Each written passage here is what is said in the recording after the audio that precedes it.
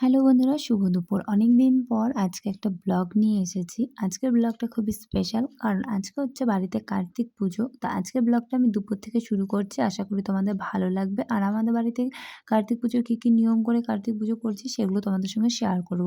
তো এই যে দেখো ঘটগুলো আমি কিন্তু সুন্দর করে এঁকে নিয়েছি। এই ঘটগুলোর মধ্যে কিন্তু চাল, তারপর অনেক রকমের সবজি কিন্তু ভরে দিতে হবে। আর সেগুলো দিয়ে কিন্তু কালকে আবার রান্না করতে হবে। তো এখন কিন্তু দুপুরবেলায় এই নিয়মগুলো কিন্তু করে নিতে হয়। তাই কিন্তু এখনই করে নিচ্ছি। সবার ১ম এ কিন্তু আমি ঘটগুলোর ভেতরে কিন্তু চাল ভরে দিলাম। তারপর কিন্তু এখানে ১২ রকমের সবজি আছে। তো এক, এক করে কিন্তু প্রত্যেকটা ঘটে সবজিগুলো দিয়ে দেব। তো এগুলো কিন্তু হচ্ছে আমাদের আরকি নিয়ম। আর এই কার্তিক পুজো কিন্তু করা হয় আমার বরের মানসিক ছিল বলেই কিন্তু ৩০ বছর ধরে কার্তিক পুজো করা হচ্ছে। আর এদিকে কিন্তু কার্তিকও কিন্তু চলে এসেছে। এই যে দেখতে পাচ্ছ আমাদের বাড়ির কার্তিক কিন্তু চলে এসেছে। তো এই যে দেখো শ্বশুরমশাই গিয়ে নিয়ে আসলো। আর এদিকে এখন আমি কার্তিক ঠাকুরের মুখটা খুলবো। তো টানটারান দেখতেই পারবে। এই যে দেখো আমাদের বাড়ির কার্তিক ঠাকুর। কেমন লাগছে বলো আমাদের কার্তিককে? অসাধারণ লাগছিল দেখতে, অসাধারণ।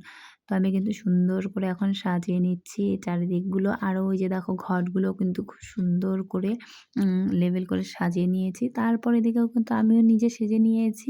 একা হাতে পুজো সমস্ত কিছু কিন্তু আমার জোগাড় করা কমপ্লিট হয়ে গেছে। এখন শুধু পুরোহিত আসার অপেক্ষা। ব্যাস তাহলেই কিন্তু পুজো কমপ্লিট হয়ে যাবে আমাদের। তো এখানে দেখো বাবাও কিন্তু চলে এসেছে পুজো করাতে। আর এখানে কিন্তু আমাকে আজকে সমস্ত কিছুটাই করতে হচ্ছে। কারণ এই পুজোটা কিন্তু আমি এখন নিয়েছি, মানে আমার হাতে এখন তুলে দিয়েছে। তাই কিন্তু সমস্ত নিয়মকানুন কিন্তু এখন আমাকেই করতে হচ্ছে। তো বাবা যে সমস্ত মন্ত্র বলে দিচ্ছিল আমি কিন্তু সবকিছু সেগুলো বলে নিচ্ছি। আর তোমরা হচ্ছে একবার বাবা বলছে, একবার পুরোহিত বলছি। বাবা কিন্তু আমার বাবা পুরোহিত, তাই কারণে কিন্তু একবার পুরোহিত বলে দিচ্ছে, আবার বাবা বলছি। তো যাই হোক তো তারপর কিন্তু এদিকে পুজোর প্রত্যেকটা নিয়ম ভালো করেই কিন্তু করে নিচ্ছি। আর এই পুজো তো তোমাদেরকে বললাম এটা কিন্তু আমার বরের মানসিক ছিল। এই কারণেই কিন্তু আমাদের বাড়িতে পুজো হয়ে আসে। অনেকেই বলে যে কার্তিক ফেলে দিয়ে গেছে। আমি বললাম, না, আমাদের বাড়িতে কার্তিক ফেলা হয় না। আমাদের বাড়িতে কিন্তু মানসিক এটা প্রত্যেক বছরই করতে হয়।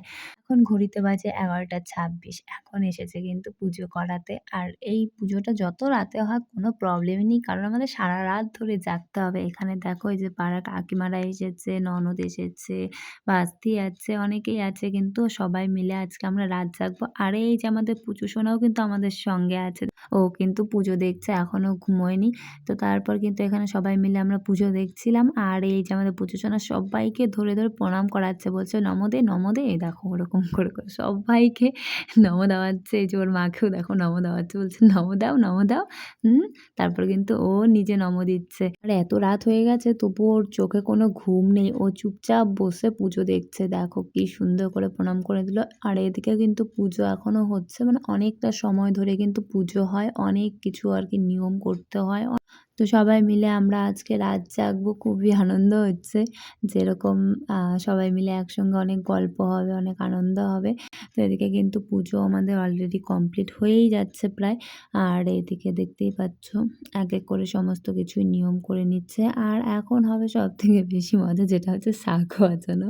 শাঁখ বাজাতে পারি না বলে সবাই কত হাসাহাসি করছে। আমি বলছি যেরকম পারছি আমি সেরকমটাই করছি। সুতং গণপতি ওম ভূর্ভুবস্সুঃ নমঃ ভূর্ভুবস্সুঃ তৎসবিতু বর্ণভার্গবতমস্য নিয়োজন প্রস্তুতাৎ মানে ভূর্ভুবস্সুঃ শাক অগ্নেয় ভাজাতে আজকে স্বাহা। সারাদিন একে উপোস না খেয়ে আছি। তার উপরে এই মানে শাক বাজানো খুবই কষ্ট হচ্ছিল।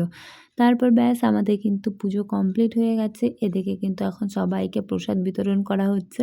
কারণ আজকে কিন্তু এই প্রসাদ খেয়ে আমাদের থাকতে হবে। শুধু আমাদের প্রসাদ খেতে হবে। আর এখানে কিন্তু আমি আর আমার এই এক যা আছে, আমরা দুজনেই কিন্তু উপোস আছি। বাকিরা কিন্তু আমাদের সঙ্গে কিন্তু মানে রাত জাগবে বলে এসেছে। তো সবাই মিলে খুবই আনন্দ হচ্ছে। সবাই মিলে এখন প্রসাদ খাচ্ছি। সবাই চলে আসো, তোমাদেরকেও প্রসাদ খাওয়ার নিমন্ত্রণ রইলো। তো আমাদের বাড়িতে চলে আসো। তারপর কিন্তু এখন এখানে বিছানা করা হচ্ছে দেখতেই পাচ্ছ। কারণ আজকে তো ঘুমানো যাবে না। সবাই মিলে বসে এখানে গল্প করব। তো সেই জায়গাটাই আরকি সুন্দর করে নিলাম। সবাই মিলে এখানে এসে গল্প হবে। আর নিচে যেহেতু ঠান্ডা পড়েছে তাই একটু ভালো করে আরকি বিছানাটা না করলে হয় বলো? তাহলে গল্পটা জমবে কি করে? সারারাত ধরে অনেক অত্যাচার করব, অনেক কিছুই করব। আর এই যে কাকি শাশুড়িটা দেখতে পাচ্ছ? বলছে, "না, এর আগের বছর এই কাকি শাশুড়িকে কিন্তু অনেক কিছু সাজিয়েছিলাম।" কারণ যখনই রাত জাগতে বলা হয় মানে ঘুমিয়ে যায়। তাই কিন্তু অনেক কিছু সাজিয়েছিলাম। বলছে, "না, এবছর আমি আর থাকবো না।" আর আমরা জোর করে টেনে নিয়ে আসছিলাম যে, "না, তোমাকে থাকতেই হবে, থাকতেই হবে।" এরকমটা করে কিন্তু জোর করে টেনে নিয়ে এসেছিলাম। তারপর কিন্তু কাকি শাশুড়ি চলে গেছিল। মানে থাকেইনি। বলছে, "না, আমার ভালো লাগছে না।" আমি বললাম, "ঠিক আছে, যাও। আমরা আছি।" তারপর এখন দেখো ঘড়িতে বাজে ২টা ২১ আর এদিকে সবাই মিলে হাসি হচ্ছে। কত রকমের যে গল্প হচ্ছে তোমাদেরকে সেগুলো আর দেখাতে পারলাম না। আজকে রাতটা কিন্তু এভাবে আমরা গল্প করে কাটিয়ে দেবো। দেখতে কিন্তু ভোর হয়ে গেছে। আবারও দেখা হবে